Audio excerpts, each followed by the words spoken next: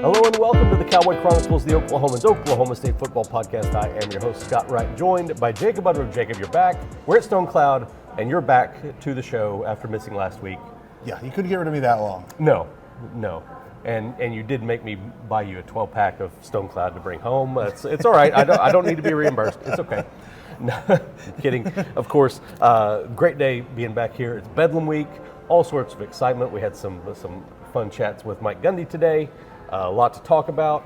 But first, as always, what you drinking? I have not drank half of this yet, by the way. Right. The keg blew. Yeah. When they're pouring it, so I think I got more coming my way. Maybe I'm not sure. Anyways, I am changing it up a little bit and going with the Stone Cloud Brown. It's a newer one. It came out, I think, about a little over a week ago. I think so, yeah. Because I was bummed I couldn't try it last week on the show. So it's really good. Got a really good, rich malt flavor to it. Really good. Really, it's fall. Well, it feels like winter today it does. here, but it's technically fall. Yeah. It's a great fall beer with Halloween being tomorrow. Right.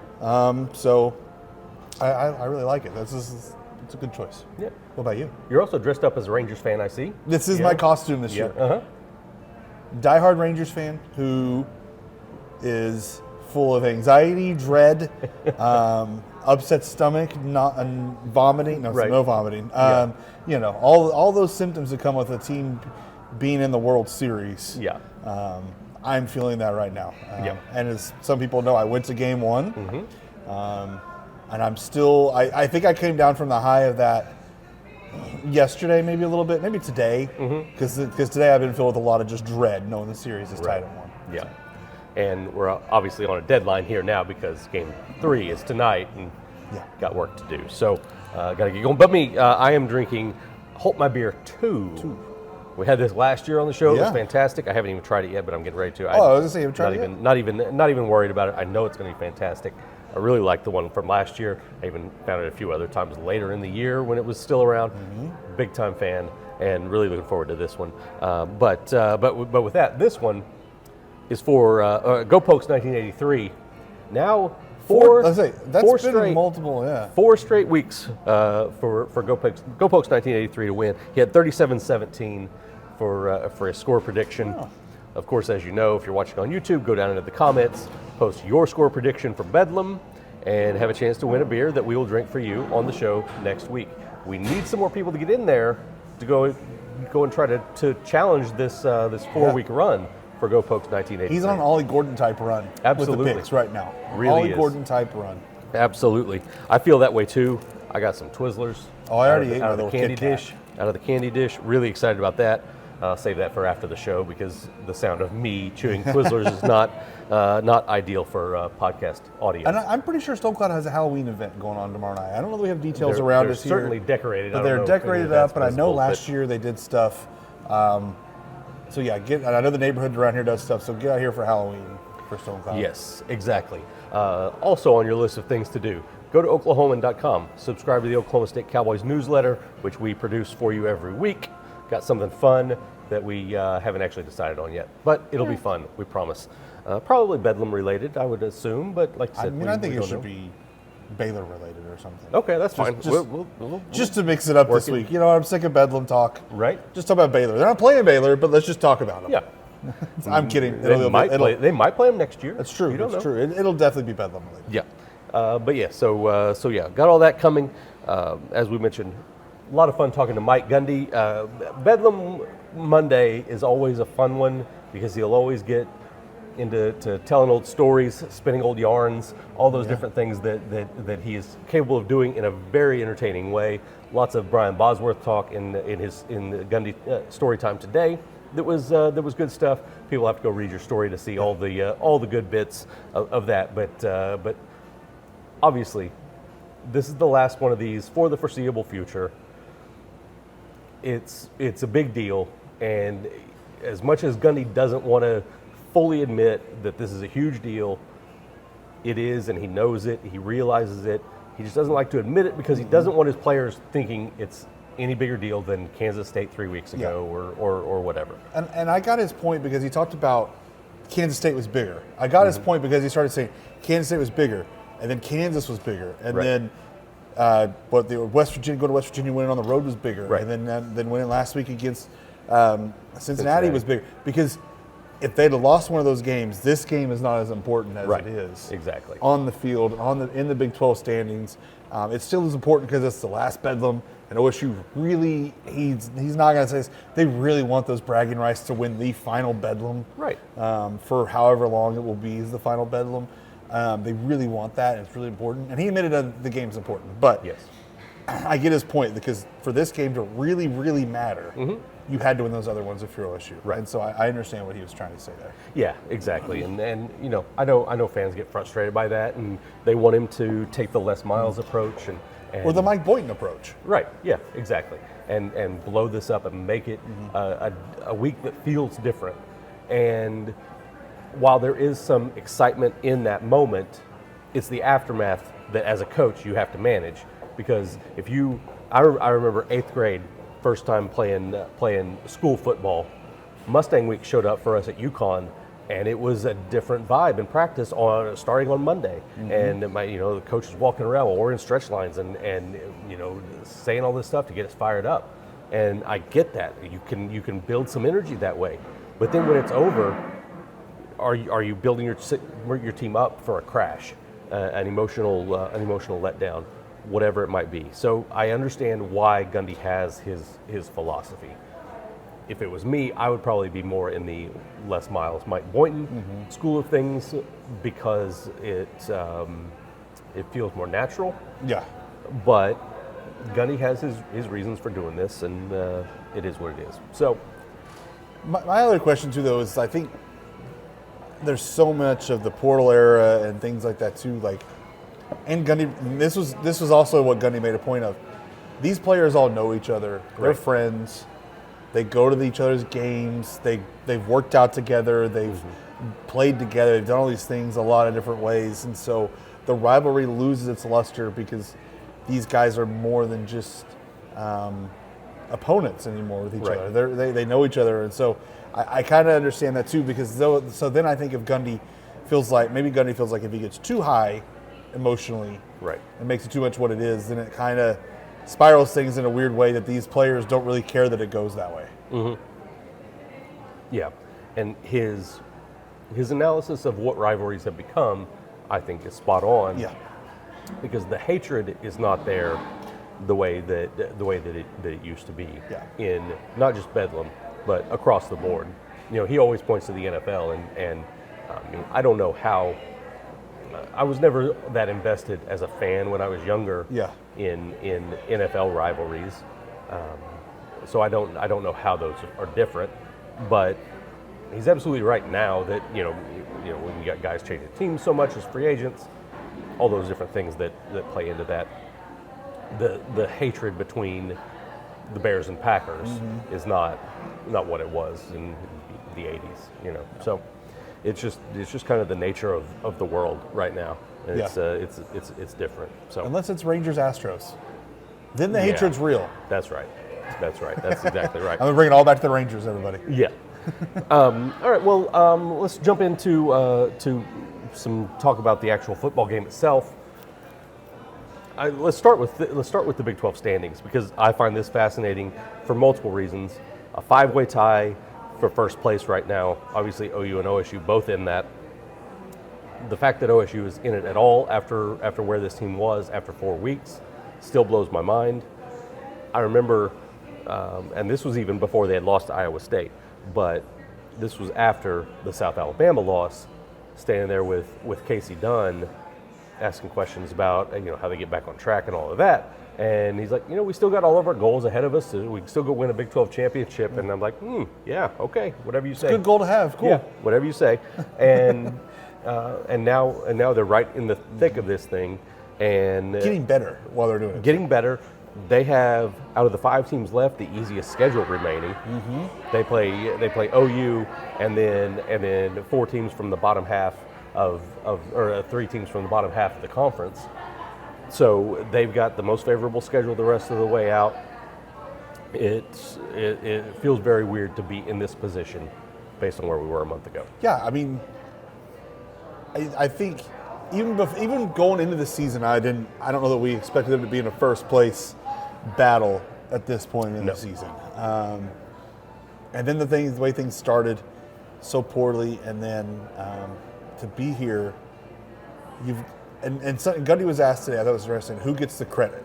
Mm-hmm. Right, the players, the coaches, and I think it's both. Yeah. I mean, I think there's a mix there. I think there's credit to be given for Casey Dunn for adapting the playbook and finding a way to get Ollie Gordon the ball as much as possible, right, and getting Brennan Presley more involved and making Alan Bowman comfortable. And then Leon Johnson can come out of nowhere and do what he did last week when you're down 8 receivers at third down, right, or whatever. And and then you got to give credit to Charlie Dickey for getting the offensive line going, and you got to give credit to Brian Nardo for the way the defense is coming. Then you look at Nick Martin, his growth, and Anthony Goodlow, and the secondary holding on with all these young guys. There's just so many things you can right, look at and say it's one of the better coaching jobs and playing and players adapting that I've seen in a long time at this level. And then you mix into that. I know there are a lot of guys in leadership roles this year that were not part of last year, but there are a lot that were. And those guys felt the snowball of last year, the second half of the season. They could have been overwhelmed by what they felt with those 2 losses and let the snowball rebuild. But they didn't. They were able to refocus their energy, refocus their goals, and make it work. There's so much about what they've done that impresses me. But that said, now we're here with a Bedlam game that is huge for all the other reasons we talked about, and it's huge for the Big 12 standings. It's really entertaining in Stillwater, where OSU won the last time that they played a Bedlam, where they've won 9 of 10 as home underdogs, and they're underdog, though the spread has been dropping from what I've seen. It's already down around 4 in some places. Yeah, it was like 6.5, I think, and then 4. I thought it was gonna be like 4.5 is what my guess was yesterday before they came out. And I was more in the 5 to 6 range myself, but it's obviously already moved down. So it's just such a remarkable thing, and you think about it too. If OSU wins, they could end up in Arlington, but they could also end up in Arlington against OU again too. So we could be talking all this Bedlam hype of this is it, right? And then they could be playing for a Big 12 title game again in December. We get another one in a month, right? That would be fun. That would be fun. That would be the end all be all of a fun for this season. Yeah. Let's move to the game itself. Obviously, I think the biggest thing on each side of the ball is OSU's ability to run the ball with Ollie Gordon, which is obviously going incredibly well, and OU's ability to stop the run, which I think is a little shaky, particularly if Danny Stutzman doesn't play at linebacker. That's if you're OU, that's the big concern you have, because so much of what Oklahoma State can do offensively comes off of Ollie Gordon breaking off long runs. So I think that's where the story of this game is told. There's going to be a lot of other things that happen, other guys that step in as big-time players, making important plays, but that's where it's going to start and end for me, I think, Chip. Yeah, I think it's a good play. I mean, everything right now starts with Ollie and ends with Ollie anyways for OSU, so that's where you've got to go. I mean, because they're going to keep feeding him until someone can stop him. Exactly. And, Gundy talked today about how Cincinnati's put an extra guy in the box, and they figured out how to get around it, and they go right at one of the best defensive tackles in the country and have success. And so I think if Stutzman's not in there, they're just going to go up the middle again. Right? I mean, this isn't the same defensive line that OU has had in the past, where they can just go and overwhelm a team up front. And so I think that's where you're going to look. I also look at third downs. That's going to be huge. OU's very good on third down offensively, and OSU has been not nearly as good as it has been in the past few years on third down defensively. So I think that's going to be a big telling part of this too, is if OSU can get stops and get off the field defensively. They've done a good job preventing points, but they've been bending and not breaking a lot. And OU's the kind of offense you can't do that too much. Right. And, Dylan Gabriel has been much better with his downfield passing attack this year than he was a year ago when he was overthrowing everybody, it seemed, every other play. And that's obviously something that has been an issue for Oklahoma State, giving up long pass plays, having some busts in the secondary, and that Gabriel is going to want to attack those young safeties, in particular the inexperienced safeties that he can line up one of his receivers against. So that's going to be a major factor in how well Oklahoma State is able to hold up and not get busted on some of those big plays like they've been doing. So that's going to be a fascinating thing. We'll see. I would assume that Venables has something unexpected on the defensive side, to whether it's to attack Ollie Gordon or just to try to keep Alan Bowman off balance, keep him uncertain about what's going on. At the same time, I'm really curious to see what the next step is for Casey Dunn. Yeah. His creativity has been on another level this year. We're seeing every week, key plays at big moments that are stuff that we haven't seen before at all. So, I think back to the play action that led to the first touchdown, or the Brennan Presley reverse handoff for the 1 yard touchdown. I go back 2 weeks ago. They go 5 wide with Right. Alli Yes. and use him as a decoy. Yeah. And throw it over to, was it Bray? Jaden Bray on the other side. And so, just stuff like that Casey hasn't been able to do. That was 3 weeks ago, I guess, but hasn't been able to do consistently because of injuries and things like that he can do now. Exactly. You mentioned Jaden Bray. We should talk some receivers, because that was another thing we discussed with Mike Gundy today. He says, don't expect Leon Johnson III to be redshirted at this point, as I'm pretty sure we discussed this on the postgame podcast, even though it was 3 a.m. and I don't really remember a whole lot of it. It's kind of a blur. Leon Johnson, basically, if he plays one snap in any game the rest of the year, his college career is over. Not over until the end of the year. You. Oh, look at that. Look at that. Thank you so Great much. service. Thank you. Yeah. Yeah, that's hardcore pre-gaming right there, double fisting. That's really fresh and good. Very nice. But so Leon Johnson III sounds like they're just gonna have to play him now. I think Leon would really like to redshirt. I think Casey Dunn would love to redshirt him, because he sees kind of the unpolished gem that he has, and what he could be with another year of training. I just don't think it's going to be possible. Now Gundy didn't go into specifics about Bray, Shetron, or Blaine Green and their injury status going forward, but we'll see what happens in terms of who's available for Bedlam. My question is, and I haven't dug into this, so this is why I'm asking, maybe you know, is there an appeal process or anything, any way you could try to get Leon an extra year? Because he sat out the COVID year, which I don't know why he sat out the COVID year. And that doesn't give him that extra year of eligibility. So Correct. is there, he played baseball though. Right. So yeah, it's different. I guess that's different. I think he could get an extra year of baseball eligibility if he wants to go play for Josh Holliday, maybe. He's a pretty good center fielder from what I've heard. From what I hear. But it seems like he could probably cover a lot of ground. yeah. But yes, my understanding is because he sat out the COVID year, Division III, they don't allow players to redshirt at all. There was actually a conversation that had to be had with the NCAA as to whether they could even redshirt him this year if they tried, because he had played 3 years. And they finally found out that they would be allowed to redshirt him at this level. So that was a whole. Well, then why can't you still redshirt him? Because now you're at this level, you should have a red shirt still, I would think. But I don't. Well, right. That's the issue, though. They would love to redshirt him. Yeah, but they just, because of the injuries, they're not going to be able to. Gotcha. So, Sorry, Right. Yeah, it's very complicated. It's a mess.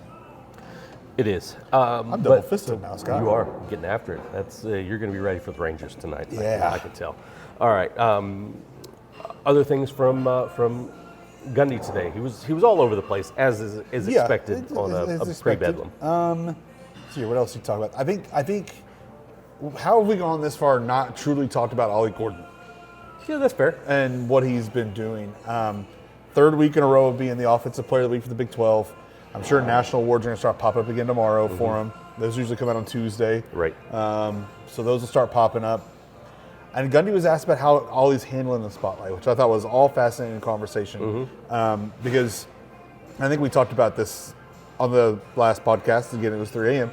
But the fumble and how Alli responded and slamming his helmet on the sideline and doing all those things, and how Gundy went over and had a long conversation with him about, hey, you can't do this. I've been around the best. They don't do this. You can't do this. Alli apologized apparently multiple times. Right, sounds and like then went and fixed it and was better and responded well.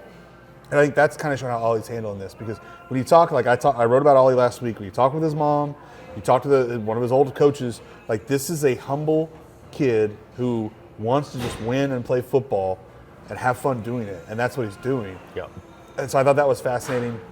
Also, it's fascinating how Gundy talked about how Alli's a kid that can really market himself if he keeps this up, because he's got a $1 million smile. He's got all this stuff about him that is so popular and endearing to people that I think that he can market. I thought all that conversation was fascinating, because we're to the point now that I don't think Alli can seriously get in the Heisman talk, because the first 3 games of the season and running backs in the Heisman talk are really hard anyways. But he's going to be in some people's conversations, and we're getting to that point where he's going to stay there if he keeps this up, and maybe even burst into some polls. Yeah, he absolutely is. Ballots, sorry. Yeah, no, I think the possibility of him having a good enough finish to the season to get himself to New York is within the realm of possibility. Yeah.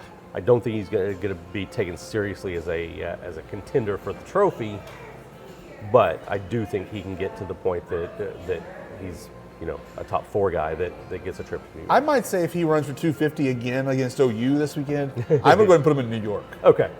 That's absolutely I just feel like if he does that, you might as well just put him in New York, because that's going to be incredible if he pulls that off. Good. So the ticket that I booked on Southwest.com is I'm okay to hang on to that? Yeah, I think so. Okay. I mean, Maybe this is all just me wishful thinking my way to New York for a weekend in December. I don't know. But yeah, listen. So we talked in the post game, and we've written about Alli's back-to-back 250-yard games. The only guy in Oklahoma State history to do that since Barry Sanders. In doing some research on that, I found an even more exclusive list. Not more exclusive; it's still just those 2, but a list that should be easier to get on than that. Yeah. That nobody else is on. The only 2 guys in Oklahoma State history to rush for 270 yards in 2 games, period, for their careers. Now, Barry did it. I want to say 5. You told me 5. Yeah. 5, yeah, 5 times in one season, which is I still can't. And not even playing full games most of that season. Exactly. Yeah.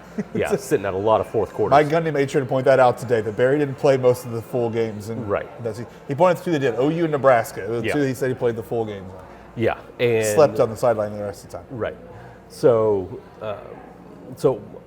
Alli now already has 2 games over 270 yards, and he and Barry are alone on that list, and there's nothing that tells me that he's not going to pop another one at some point this year. I mean, you add in his receiving yards, we go to just scrimmage yards. He's got 3 straight games over 280. Yeah, and it's just pretty ridiculous what we're seeing. Obviously, every team is going to fully game plan around him from here on out. But if anybody was going to stop him, I would have said it would be Cincinnati, and they figure out a way to run the ball against Cincinnati. So incredibly impressive what he is doing right now. I got asked this the other day, and I know that Mike Gundy has often compared him to Keith Toston. I covered Toston for a season in 2008, and he was splitting time with Kendall Hunter that year, but it was kind of a thunder lightning type of duo. Is there an old running back that you think of when you watch Ollie Gordon run? Oh man, I'm not great at this game. Because while you think about that, Toston, I don't know what he actually weighed. He seemed a little slimmer than Alli. I'll have to look up what his actual weight was, but he seemed a little slimmer. Was very physical. Probably because of the lack of size, probably a more physical runner than Alli. Yeah. Just from the standpoint of I don't think he was that big. I don't have anybody. You can keep going because I don't. Yeah. I mean, it's... The guy, and I'm not saying that he is this guy, but just his running style reminds me a lot of Eric Dickerson. Okay. The similar build, the long strides, those sorts of things. Obviously he's got a ways to go to be Eric Dickerson, Pro Football Hall of Famer, but that's the style I see. That's the vision I get when I watch him run. So, very excited about where this is all going to go. It's going to be a great story, no matter what happens with Alli from here on out. So, what else about Gundy stuck out to you today? I know you wrote a little bit about some of the different things. No, I mean I think we've covered pretty much all of it. He was pretty glowing on Dylan Gabriel and his toughness and his sneaky ability to run the ball. Right. How he's pretty deceptive with his speed, and so I thought that was fascinating too. And he pointed out one thing that I've noticed in what little bit of OU I've been able to watch this year is that he really seems to like running in the red zone. Yes. Especially inside the 10, and he's really effective at that. It's going to make the linebackers' job really important this week.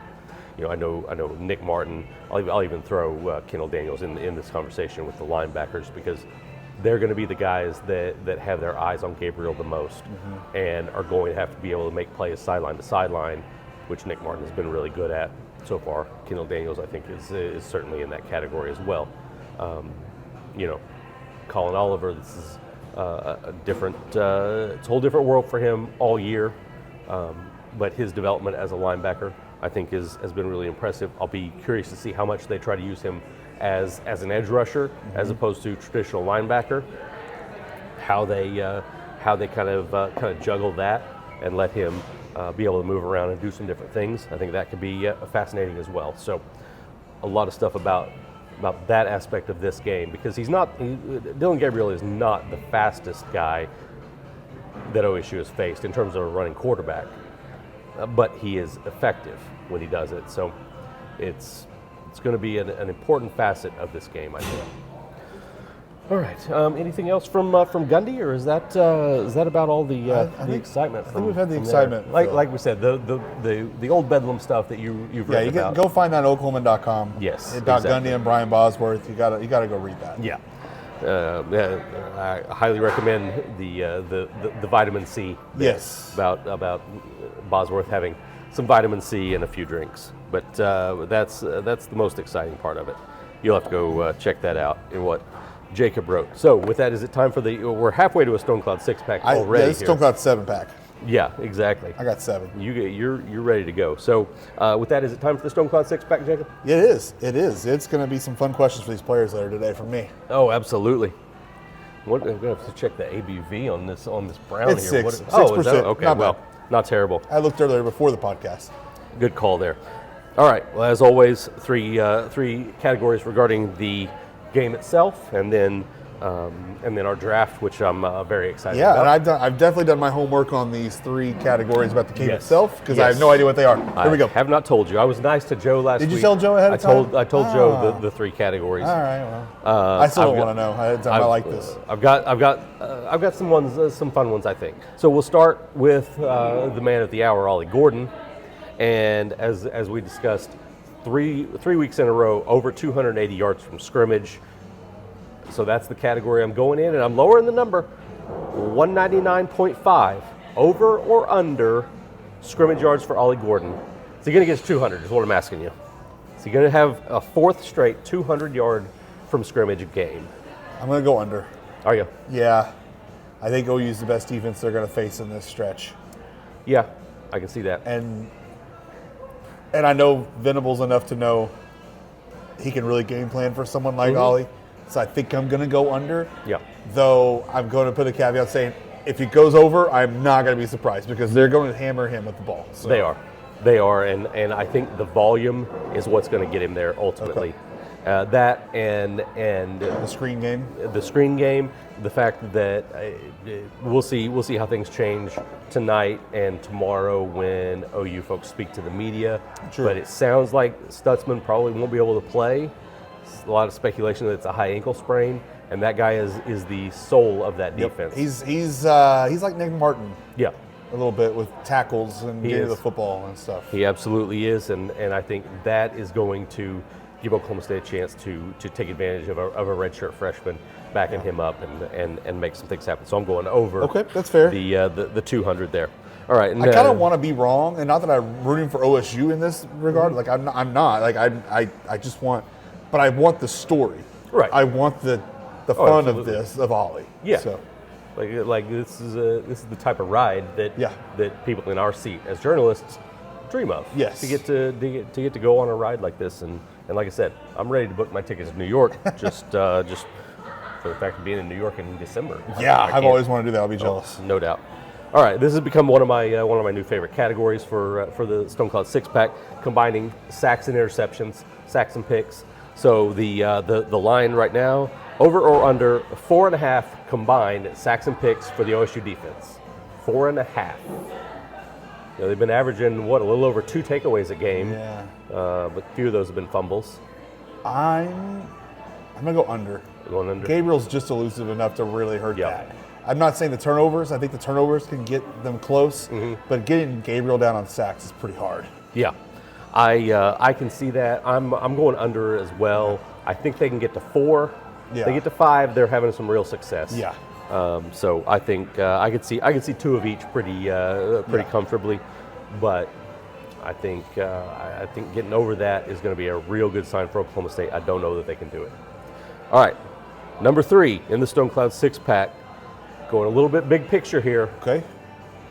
Will there be another Bedlam played before 2045? Yes. You say there will? Yeah. All right, so there's 3 different options. One is obviously the Big 12 championship this year. 2 is a bowl game. 3 is a regular season non-conference game. Which direction of those 3 do you think is most likely? Non-conference. Non-conference? I think 31. Isn't that what Joe was writing there today? They both have an opening, yes. Yeah, I think that's going to happen. Think so? Eventually. That's just my gut. I have no insight of this whatsoever. Do Right. not run to the market with this. I have no idea, but I think that will be it. My only hesitation with 31 is that it's a single year. Well, that's true. So like who gets the home yeah. game, all those sorts of things. Yeah. Okay, that's Now, fair. I think I'm with you. I think it'll be played again before 45. I think TV will get involved and make this happen at some point. Yeah. And once you get past it's either 37 or 38, both teams have openings in their non-conference for Power 5 opponents. I think we'll see it happen by then. I don't know that it'll ever be a 100% every year again thing, but I do think that by 2040, I'll say we'll have another one. Definitely but on the schedule before 45. So Is Mike Gundy still the coach? I feel safe in saying no. Okay. At that point. Okay. I do too. All right. Well, with that, we'll move to the draft, which it's a good time because that sun's starting to shine really in. good, It's yeah. getting a little rough. But in honor of you and your Texas Rangers, your trip down to Arlington for Game 1 of the World Series, we're drafting I can't help but smile. postseasons. I'm sorry. Right? I just can't do it. Yeah. That was such a great night. Right. It's like I should have been like testing you the whole show. Like if you had like a serious face, I'll just go Adolis Garcia Yeah, and just Corey watch. Seager. Yeah, Yeah, exactly. just- We'll just watch yeah. what happens. Yeah. But in honor of your trip to the World Series, we're drafting postseasons. Your favorite postseason. I don't want to say format because certain sports They always change. Yeah. a little bit, but basically a sport, college or pro, it's all on the table. But it's got to be a true postseason. So with that, I will open it up because I'm a nice guy. And You know get what my first pick's pick. going to be. Just put MLB baseball down. Yes, exactly. I've always loved the baseball playoffs. As long as I can remember, no matter how much has changed, nothing beats October baseball that has meaning to it because those teams, everything gets amplified so much. Everything's so intense, every pitch. And I think that way even when the Rangers aren't in it. Right. And now all of a sudden the Rangers are in it, and I'm going, this is the most stressful thing in the world. And so, like, I think playoff baseball, just because it gets that blood going and just heart rate up and everything, Right. I think postseason baseball. Okay, this is an unscripted moment here in the show, and taking people behind the scenes just a little bit. We're recording this on the camera that's as part of your iPad. Yeah. An ESPN Alert just popped up. while you were giving that answer. Did you see what it was? I did. I couldn't read it because of the sun. Okay. But how much panic was there in your mind as soon as an ESPN update that could be something like Max Scherzer, has a blister on his finger? Let's see. I got look at my phone here real quick. All right. Are we good? No, it's an Adam Wainwright alert for some reason. So whatever. Oh, okay. Well, he's not involved. No, all right. Very good. But he's retired. But I just wondered how there had to be some emotion in seeing an ESPN a little update bit, at that point. All right. That was my thought. Now, as you alluded to, I fully expected you to. You're good. To go Major League Baseball with your first pick, which I knew your second pick was probably going to be this, but it opens up the door for me to take it with my first pick, and that is March Madness. Yep. I knew I wouldn't get that because, right. I'd take baseball. So, yes, exactly, and perfectly understandable. And you could argue that's the best postseason format in general. I mean, the NCAA tournament is what it is. So much fun. It's it was the first one that I really understood, as a kid, because my dad would get back then we didn't have a printer. Or you had to get the Sports Illustrated bracket, right? Exactly. You had to, yes, or the Oklahoman had it in the newspaper. Yep. My dad would go buy like 6 newspapers the day that the bracket came out, so we could all fill out our brackets. Yep. All of that sort of stuff. So that's been an obsession since as long as I can remember. Yeah, no, it's a tremendous format that I eat up to, and it's just that's unfortunately going to do. That's okay though. Yeah, there's other options. So that takes us to it. What is your second pick? Oh man, it gets tough from there because I feel like it's those two and everything else can kind of be debatable from there. Mm-hmm. But it's hard to argue with the NFL playoffs. That's fair. Like, it's a little more predictable than the two we picked. Right. But I like what all leads to the Super Bowl. I've always been a huge fan of the Super Bowl, no matter who's in it. And I'm a Dallas Cowboys fan, so obviously I've not had a rooting interest in the Super Bowl in a very long time. Right. But I just love that event and what that leads to. Yeah.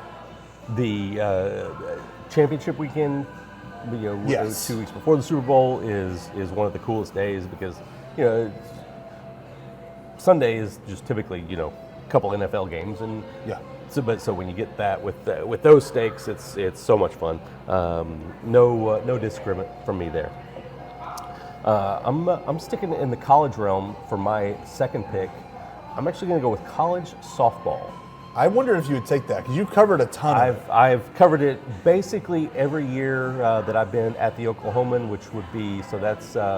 I'm in my 18th year now, so it would be 17. Yeah. I missed 1 year where I did not cover the Women's College World Series. So 16 of the last 17 Women's College World. Well, then there was COVID in there, so that messes up the math even more. All of them but one over the last almost 2 decades. That have been held. Yes, exactly. So yeah, I love the format, especially now. When I first started covering it, it was still dominated by UCLA and Arizona. Yeah. And parity has really come in. We saw UCLA get beat by 2 unseeded teams on their home field in regionals. Didn't even make it to supers last year. All sorts of fun stuff. The super regional format is a blast, and then obviously the Women's College World Series is one of the coolest events that I think is going. So does that take college baseball off the table? Because it's the same format. Same format, but it's a different sport. Gotcha. Okay. I mean, and especially when you work in pitching and all the thought that has to go into that, how different that is handled, I think it's definitely a because that's what my next pick is. I'm just going to pick college baseball. Perfect. And especially, I'm going to include, though, the conference tournaments with that because I like that. I love conference tournament week of baseball. I love covering the Big 12 baseball tournament. Right. And I love everything associated with it because there is so much strategy involved in that. It's double elimination. You've got all kinds of things you got to get through. And then the same format for softball for baseball leads to Omaha, where you've got 10 days there. Right. It's even longer than the Women's College World Series. But there's so much strategy involved, like the pitching, the hitting. Anything can happen. We've seen OSU have some very high moments, some very low moments the last few years. And the intensity of that alone is so worth covering to me. Yeah, absolutely. It's good stuff. All right. So You're up with your last pick. Was that your third pick? That was my third pick, yeah. All right, very good. So that brings me. I had two more on my list. So I'll give them both a shout out. The golfer in me really wanted to pick the college golf format. Okay. They have stroke play, then match play. It has blended. The two of them made it very exciting, and match play is the great equalizer. It gives, if you can get to that top 8, you've got a shot to win the whole thing. I really enjoyed it. I especially enjoyed when Oklahoma State hosted it here at Karsten Creek. Oh, yeah. And got to cover that day to day. I covered the women, and then the men start right after that. Covered that. It was like 12 days hanging out at Karsten Creek, which is not the worst thing in the world if you're me. So I wanted to pick that, but I didn't. I'm actually going with another sport that's a little off the beaten path. I'm going with NASCAR. You're a big NASCAR guy. I am not a NASCAR fan. Right. But I don't understand it. But go ahead. Right. No, it's understandable, but I started covering NASCAR for us. I would go down and cover all the Texas races, twice a year, and one of those was always a late season race. And back before they instituted what they first called the chase and now called the playoffs, you could get to the last race of the year and the champion is so far ahead of everybody that nobody can even catch him in the last race. There's no drama. They brought in this playoff that's they eliminate after every third race. We've seen some real drama, particularly with Christopher Bell, an Oklahoma kid who I've interviewed several times, written about several times, and he. Last year won twice on elimination day to advance to the next round when he otherwise would have been knocked out, got himself into the Final Four. He won two weekends ago to get himself advanced. He'll be in the Final Four this weekend. It's been a really cool thing to get to cover. So I don't watch this. Are there 4 cars just racing by themselves? The whole field still races, okay. But it's all based on where you finish. Okay. So, okay. I didn't know if it was like a Cars movie and you just have 3 racing. Yeah. No. Okay. No, still got to deal with all the other 36 guys. So why are the other guys racing? Money. Okay. Yeah. Mm-hmm. I figured, but I thought I would ask. Yes. I mean, what's the point at that point unless you're getting paid? Exactly. That's exactly what it is. So that is my final pick. I've really enjoyed it. You know the one I considered? What's that? And I didn't pick this mainly because I don't. People who listen to this may not care or understand it or aren't even from Oklahoma. The Oklahoma high school basketball state tournaments. Oh man, I didn't even consider that one, but man, that is such a fun. Really, 2 weeks when you work in the small schools before. That's the best 2 weeks of covering high school sports, Absolutely. Being around high school sports. Those tournaments alone, because there's so much high drama. The towns are so into it. The communities, everything. I almost picked that, but I just thought, I don't know who. It's hard to explain if you've never experienced it. You live in Oklahoma. Right, exactly. And even some people that have, maybe they're at a 6A school or like Stillwater here or whatever, and their only experience is with the 5A 6A tournament at Oral Roberts. Completely different feel at the big house in Oklahoma City. Yeah. Which I was out at the fairgrounds not too long ago, and they're not going to have the new one ready for next March. They're getting close. It's coming, and they already got the new big house under construction. Going to be really exciting to see that whole new facility. So, that was an excellent one. That by far was. I would have picked it, but like I said, I just felt like it was almost out of bounds here. Right. No, that's fair. All right. Well, with that, I think we've covered it all. Yeah, I got another beer to drink, so let's go. You do. You need to get to it so we can go. So you can go slur your speech in front of college kids. Yeah. Perfect. All right. Well, with that, we'll wrap it up. Thank you for joining us. We'll have our post-game Bedlam podcast. It'll be up probably sometime on Sunday, so make sure you're subscribed and can check out all of that. But thank you for listening and watching the Cowboy Chronicle.